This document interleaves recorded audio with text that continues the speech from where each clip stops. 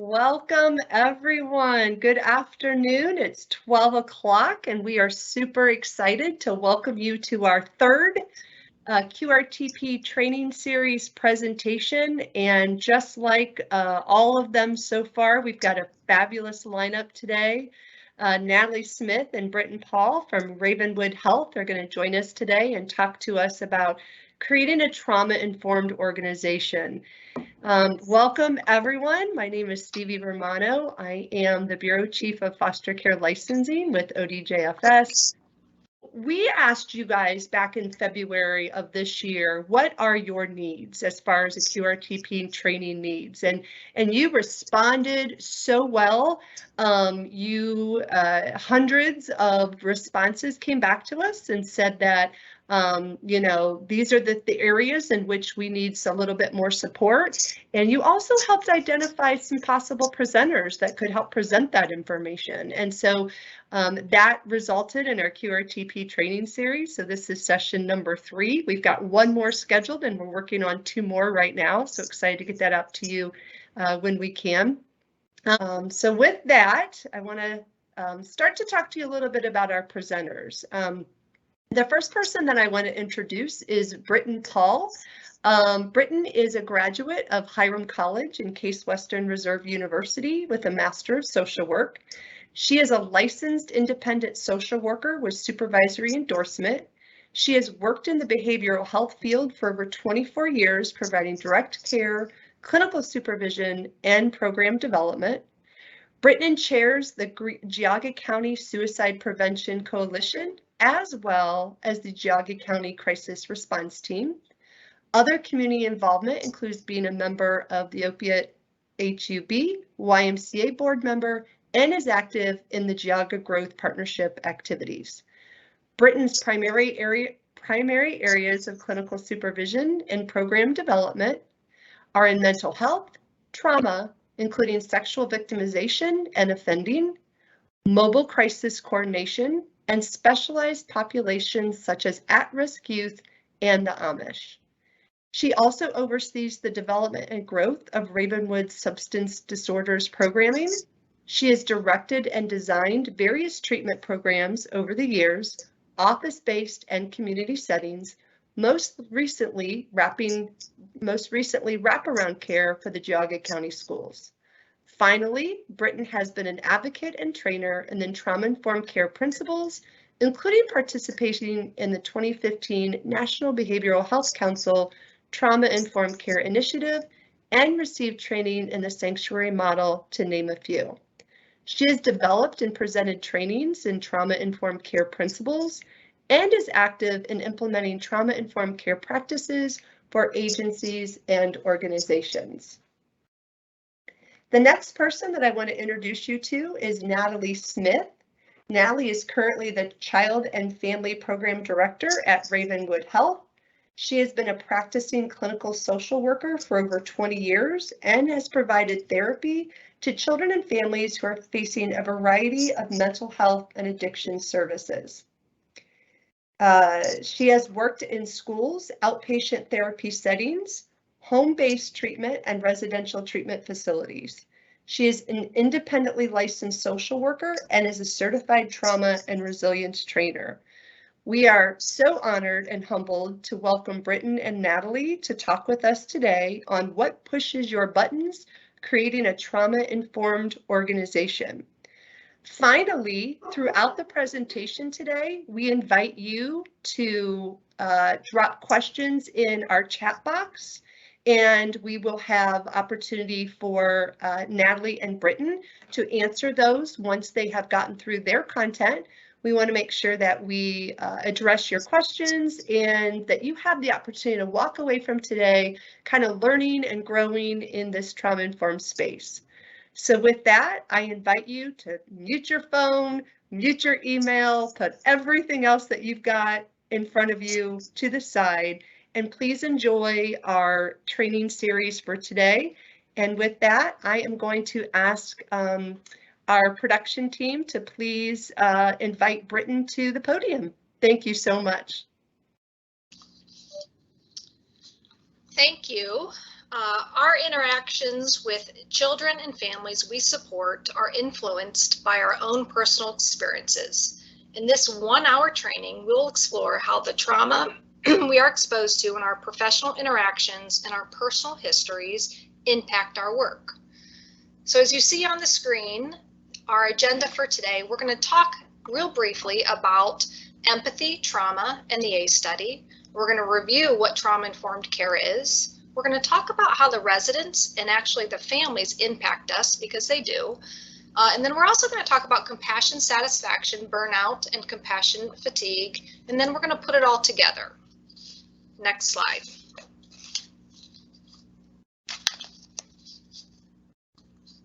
Can we go to the next slide? Great. So I have been a clinician and working in this field, for 24 years. And I just think that this quote is very important for us to ground ourselves with. And that is the expectation that we can be immersed in suffering and loss daily and not be touched by it is as unrealistic as expecting to be able to walk through water without getting wet. We hear repeated stories about trauma. Most of us probably have also come into this field because we probably also have some life experiences, or we've actually heard our family members or close friends having life experiences about trauma. So I just want to ground everyone that it is very normal that we are affected by the stories that we hear, and it's actually expected. Next slide. To understand trauma, it's really important to understand empathy. Dr. Brené Brown defines empathy this way. Empathy is connecting with people so we know we're not alone when we're in a struggle. Empathy is a way to connect to the emotions another person is experiencing. It doesn't require that we have experienced the same situation they are going through. I think it's really important to just remember that everybody has a story. We all have a story. We all come to work with not just experiencing our work environment, but we have our own personal environment. And so how do we use our own story and empathy to connect with others? Next slide. We're going to share a video. This is the empathy video from the Cleveland Clinic. Ravenwood Health provides this interview to all of our employees to really begin the conversation about how to have a culture of trauma-informed care.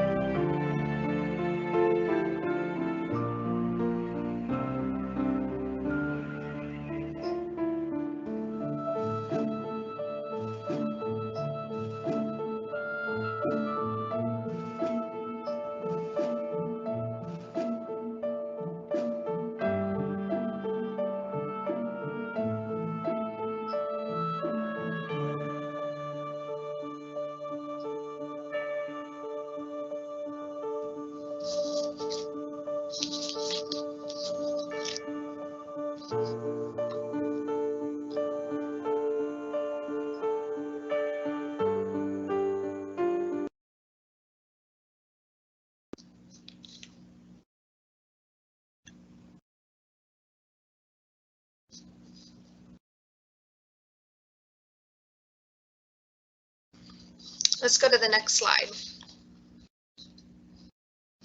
So some of the reflections that I want you to think about after watching that video are, what emotions did you feel while watching it? What does it mean to truly put ourselves in someone else's shoes? And did this video give you a different perspective on empathy? I think it's important when you watch the video to try to put this also in the framework of, this was done in a hospital setting, but let's put it in a framework as far as to imagine that you're walking into a residential treatment facility, a behavioral health facility, and all of your coworkers are walking through the doors, having, let's just say, having their morning routine, and what did they experience even that morning? So we're all experiencing different things. Some of us might have a good morning. Maybe someone just had a huge fight with their teenager. Maybe someone the night before heard some disturbing news. And so again, the video is just really meant to display just an understanding that when we come to work, it's impossible to shut everything else off completely, right? We're coming to work with our own personal experiences also. Next slide. So let's talk about trauma. Trauma is an event, a series of events, or a set of circumstances that is experienced by an individual as physically or emotionally harmful or life-threatening, and that has lasting adverse effects on the individual's functioning and mental, physical, social, emotional, and spiritual well-being. Traumatic events can cause short and long-term physical and emotional reactions. It's also really important to remember that each of us experience events differently. So what I experience, a specific event about, and what Natalie does, right? We're going to experience them differently, and that's okay. Next slide.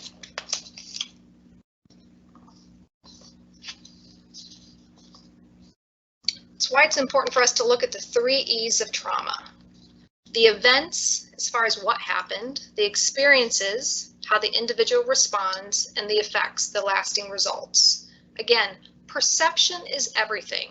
We all experience, different situations, or the similar situations, I should say, differently. Let me tell you just a little story to give you an example. A father is picking up his 2 girls from school. They have a planned vacation. So these girls are pretty excited, right? When he picks them up, he tells them, we're not going to be going on vacation. We need to go to the hospital. Mom has been in a car accident. She's okay, but we need to go to the to the hospital to see, you know, how she's doing. One of the girls immediately starts to have a reaction, and she starts to think about last year when she had to go to the hospital when she broke her arm, and all the signs or the sounds and the experiences that she had from that event, and she worries, and she's worried if mom's okay. The other daughter, however, is really thinking about, I'm pretty sad, just kind of, you know, that we can't go on vacation, that you know, that's really bothersome to her. But yet she's also like, I wonder if mom's going to have a really cool cast like my sister had. So both of these girls are given the same information, but both of them have a different immediate response to what dad is telling her. Trauma is the same way. Next slide. We want to talk a little bit about the ACE study. I think the ACE study is very important in the foundations of what really brought trauma-informed care and having a trauma-informed organization. The Adverse Childhood Experiences Study is one of the largest investigations ever conducted to assess associations between childhood maltreatment and later life health and well-being. The results of the study show how prevalent trauma is and how it impacts everyone. There's a questionnaire that was developed and administered to approximately 17,000 patients, mostly white and college educated, and the survey asked about their childhood experiences regarding abuse, neglect, household dysfunction, and their current health status and behaviors. And so you can see, you know, kind of just, you know, take a look at that pyramid and kind of, you know, kind of just how it's kind of describes. Let's go to the next slide.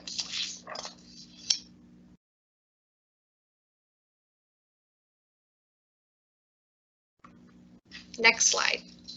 There we go. So we wanted to highlight, in general, these 10 questions. You know, hopefully you can read these questions. If you can't read these questions, go ahead and Google it. You'll find the ACE questionnaire very easily. So take a look at it. But it's important when you look at these questionnaires to take a look at or these questions to take a look at and help. This will help provide insight into your own practice and your own understanding of how your life events may have affected you. So I'd be curious to see how many of you score, you know, multiple, you know, say yes through these 1 through 10. How many, you know, you score yes to. The ACE study shows that the more that you score yes to, the more likely that you would have negative health experiences. And again, so this is what brought this whole ACE study is what brought to the importance that we really needed to take a look at how trauma not only affects our physical health, but also our mental health and really what to do about it. Next slide. And so this is, what is trauma-informed care? So trauma-informed care is an approach that is grounded in an understanding of and responsiveness to the impact of trauma that emphasizes physical, psychological, and emotional safety for both providers and survivors, and that creates opportunities for survivors to rebuild a sense of control and empowerment. Let's go to the next slide.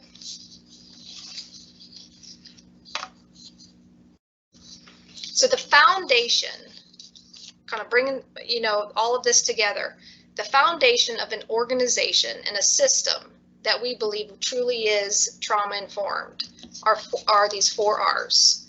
So 1, realize.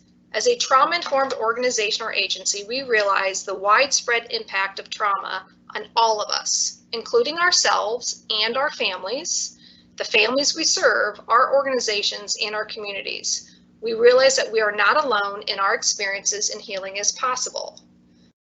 The next one is recognizes. We recognize the signs of trauma in everyone, and we don't punish trauma responses.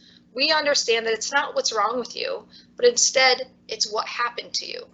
So as we move along and you'll be taught and have been taught to ask those questions as far as even for the clients you work with, the kids you work with, as far as, you know, what happened to them? I would also challenge you to also think the same thing about your colleagues that you're working with. I wonder if they're okay. I wonder what happened, right? So we give permission for people to have a bad day, and we stay curious. And then response. Organizations respond by fully integrating knowledge about trauma into their policy and procedures and practices. We respond by taking care of ourselves the same way we take care of children and the families that we serve. We want you to then, also have, resists. We want to have a safe, stable environment, and by seeking trust and consistency both with children and families we serve, but also with ourselves and our colleagues. I like to describe it, trauma-informed care, as a big umbrella, and it really means that we want a foundation that our environment is trauma-informed, that our colleagues and our supervisors are trauma-informed, and we really treat each other with that genuine regard, and ultimately then we treat our clients and the families, in a trauma-informed manner. Next slide.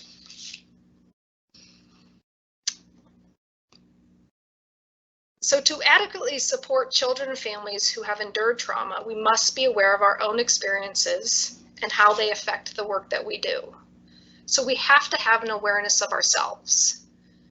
We need to have a personal knowledge about trauma and about our experiences. We really need to take a look at our own values.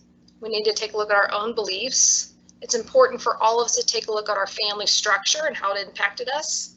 What are our support systems? What our life experiences were? And again, some of us have trauma histories, and what are those? I think that our work is influenced by our personal experiences, and we cannot get away from that. But in addition, our work is also affected by the repeated exposure that we hear from our clients. Our clients have trauma. We come into the field knowing that. We come into the field and we hear repeated stories about our clients' trauma. And so the combination of both is just really important to have that awareness. So therefore then we know then how to take care of ourselves. I'm now going to introduce Natalie. She is going to start with the next slide.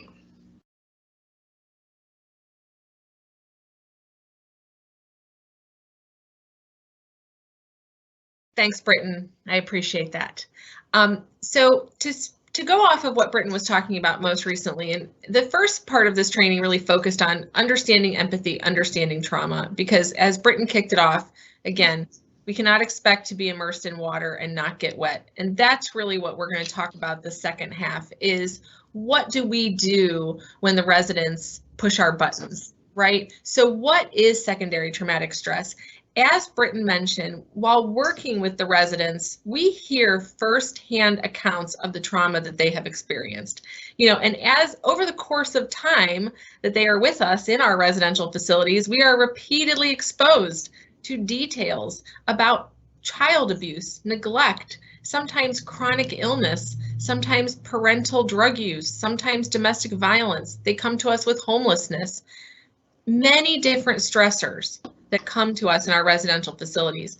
And that repeated exposure puts us at risk for secondary traumatic stress, which is, as defined by the National Child Traumatic Stress Network, is defined on your slide. Secondary traumatic stress is the emotional duress that results when an individual hears about the firsthand trauma experiences of another.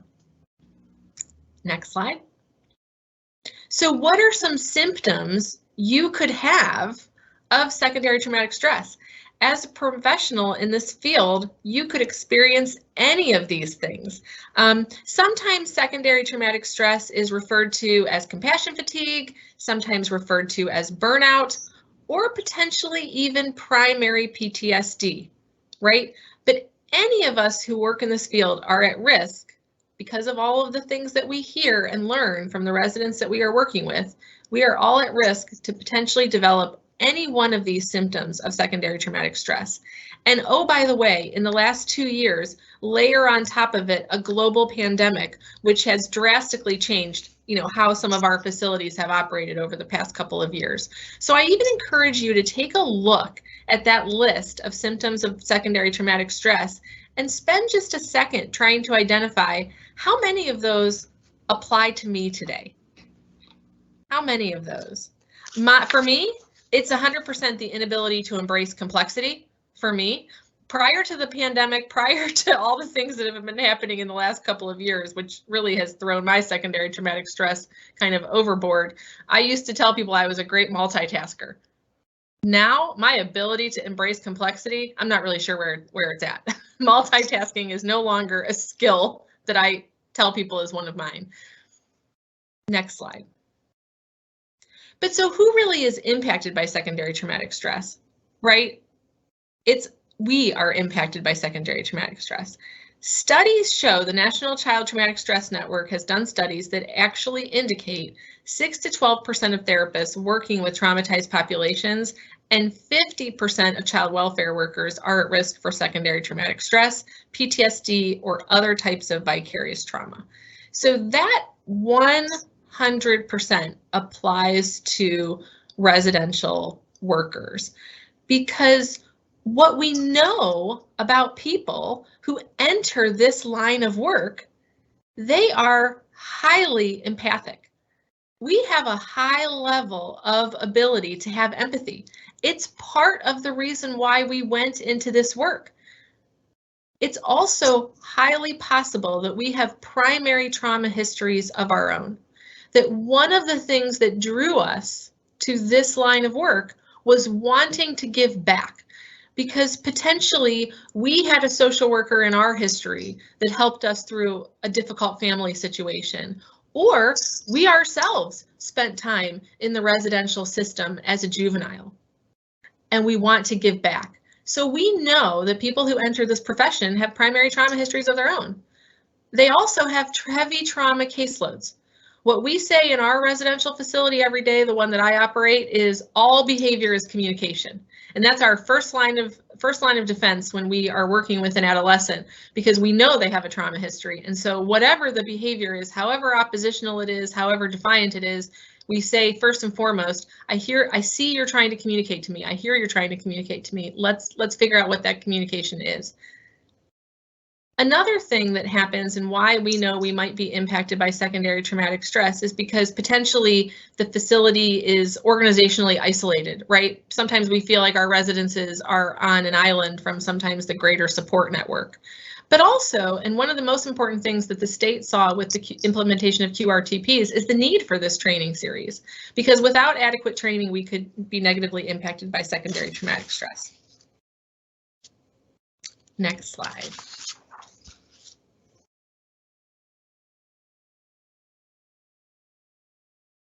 So I'm going to introduce you to a tool.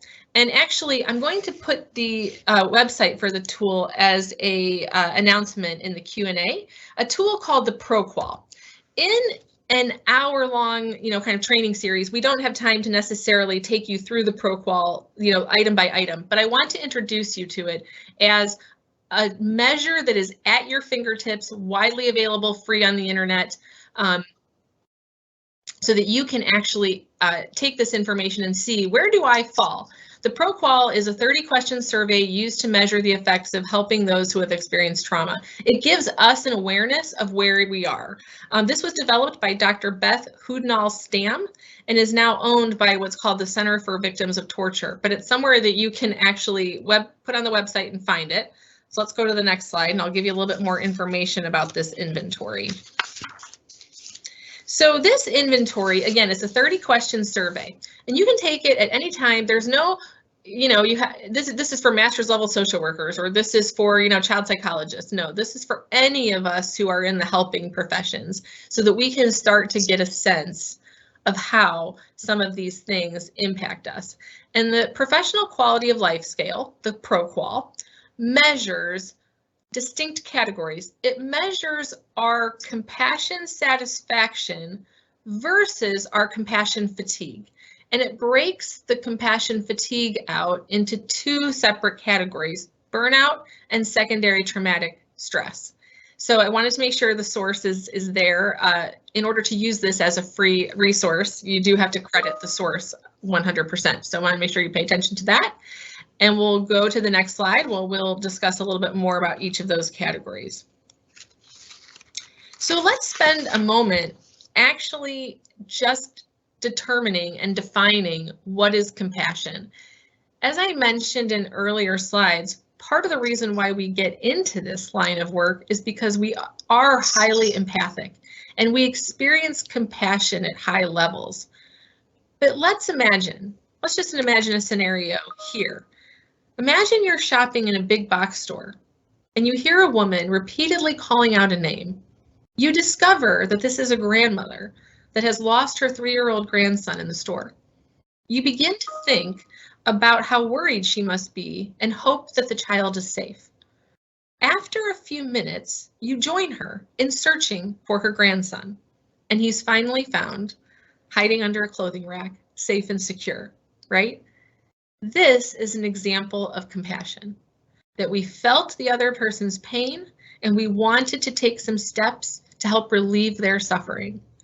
How many times do you engage in behaviors just like that and aren't necessarily thinking about how this relates to trauma I'm taking in and how this is personally affecting me, and is it going to become a secondary traumatic stress symptom? So these are the types of things that are very important in our line of work, because a sense of compassion is a trait that we find very important. And these are all the ways that we practice compassion every day in our jobs. Next slide. And so what the pro-qual will matter, or will measure, now that we've kind of given a basic definition of compassion and how that exemplifies itself in our daily interactions with the folks that we work with, the pro-qual measures how is our compassion satisfaction balancing with our compassion fatigue, right? So compassion satisfaction is the positive consequence of helping behavior. We get into these line of works because we have a lot of, we gain a lot of self-worth from the compassion that we can offer other people, right? So we get good feelings from the ability to assist others. These are very positive things that are related to our work. We're actually sometimes very positively attached to the care that we provide and the system that we work in. You know, we have a lot of comments like, wow, residential work is really unique, is really special. Who else could do this type of work, right? There's sort of a certain mentality of residential staff. We get a lot of compassion satisfaction from working with our colleagues. Residential settings are team-oriented places, and we get a lot of satisfaction from that. We also have a general belief about ourselves, right? I came into this line of work because this was a mission I had. I talk often in our line of work. These are mission-driven positions. These are passion-driven positions, right? There's a level of altruism, again, that we want to give back. And so the feelings that we have that are related to compassion satisfaction, all of the good parts of our job, we are fulfilled, we are rewarded. We just passed my favorite time of year in residential treatment, which is late May, early June, because during those times, we often see graduation of our own residents that might be in our school program, or I get phone calls from previous residents, you know, that had left our treatment program a year or two ago, and they call me and they say, Natalie, I just want you to know I graduated from high school this weekend. Such a reward, right? There's lots of reward and achievement, and those are the things that make us feel good about our jobs. Next slide. On the other hand, so while compassion satisfaction is there for us every day, we also have compassion fatigue. There are negative aspects to the helping profession, and compassion fatigue can sometimes be the result of trying to meet overwhelming needs. Compassion fatigue is the combination of secondary traumatic stress and burnout. So we're really going to look at the same things that are present in compassion satisfaction can also be present for compassion fatigue. If we're having a hard time providing that care, if the system that we work in is not trauma informed, if working with our colleagues is challenging, the team approach is not working, these types of things can impact us and lead to compassion fatigue. So we spent some time talking about secondary traumatic stress or work-related trauma, but what we're going to talk about now is more specific to burnout. Next slide, please. So burnout is the second element of compassion fatigue.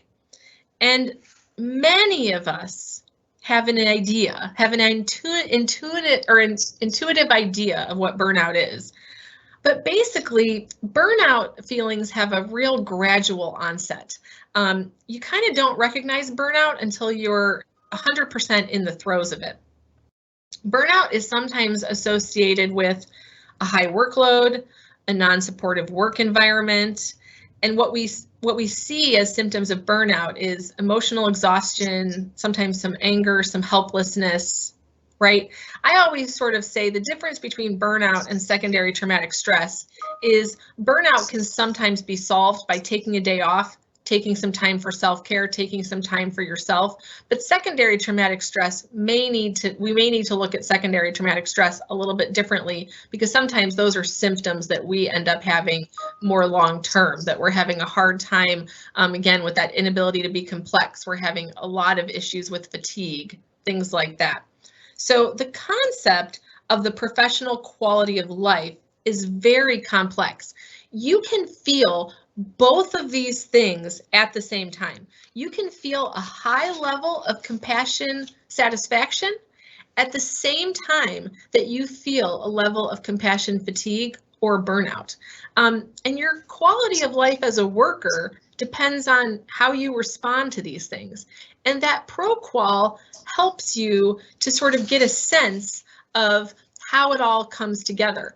I've administered the ProQual hundreds of times in my professional career to people that I supervise, and often they get a sense. They felt that, Natalie, I feel like I'm burned out. I feel like I'm completely burned out. And then we do the ProQual and they see that their compassion satisfaction score is still very high.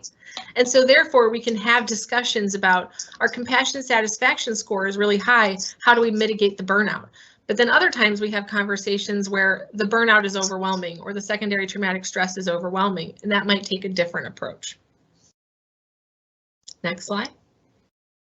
So putting it all together, what's next? How do we manage these things as professionals? How do we manage these things as residential workers in the field? Well, we already went over the 4 R's, but I want to highlight again how we respond to it. We respond to secondary traumatic stress, to professional burnout, to compassion fatigue.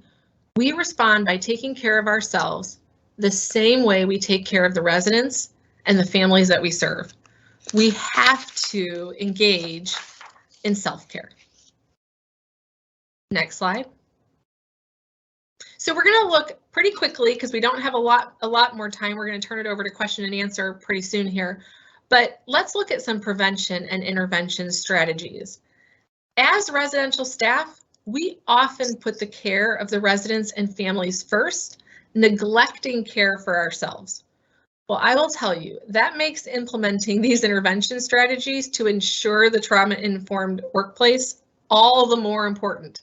We really must be intentional about creating this trauma-informed workplace because we have that compassion in ourselves, and we often put the care of the residents first, but it is very important to attend to this self-care.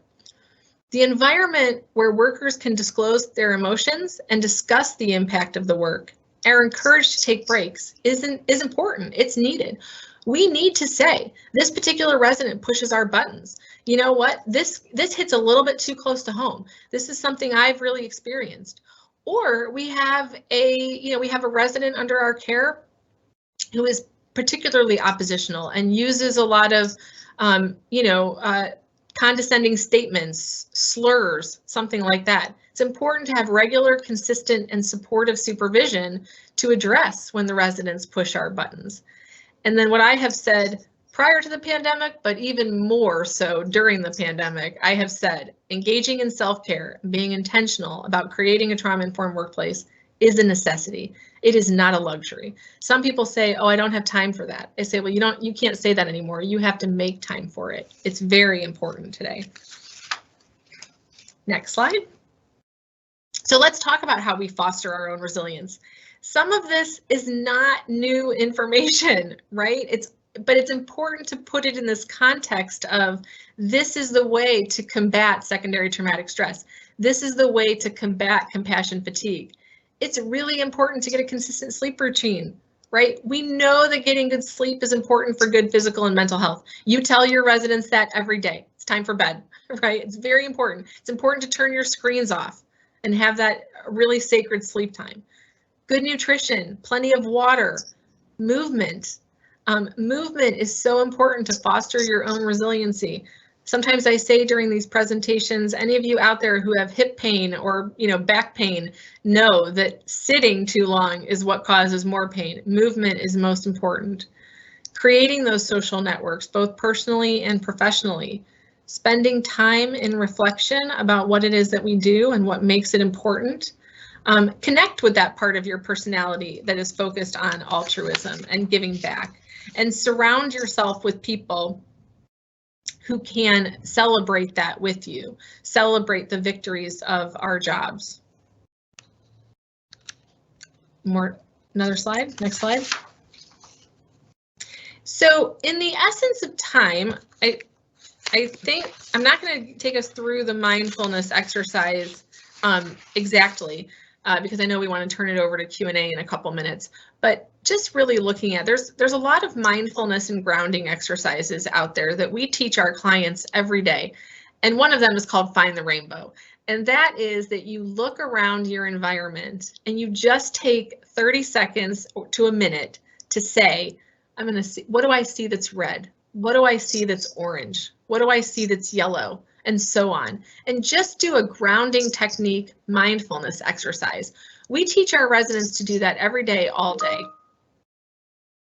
So I think it's very important that we stay focused on giving the residents the same tools that we would use. There are several grounding techniques out there, but this is a favorite because you can do it anywhere. Next slide.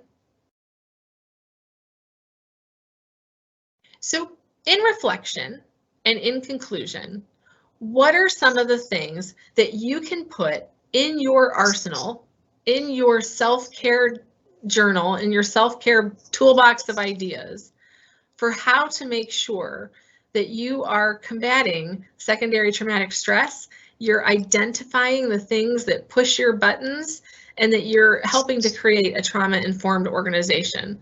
Well, first and foremost, you need regular check-ins with your supervisor. That is of the utmost importance, that you have someone that you can share these things with, and a regular and consistent schedule. Too often in residential care, there's, second shift, third shift, weekend shift. I understand that more than you know, but it is important to set up some type of a regular check-in with your supervisor about how it's going on the job. It is important to engage in self-care activities, such as exercise and grounding techniques. Some of the other grounding techniques really are just, name 3 things you can see, 3 things you can feel, 3 things you can hear. One of my favorite grounding techniques that you can use anytime, and it will stump you every time, is count back from 100 by 7s.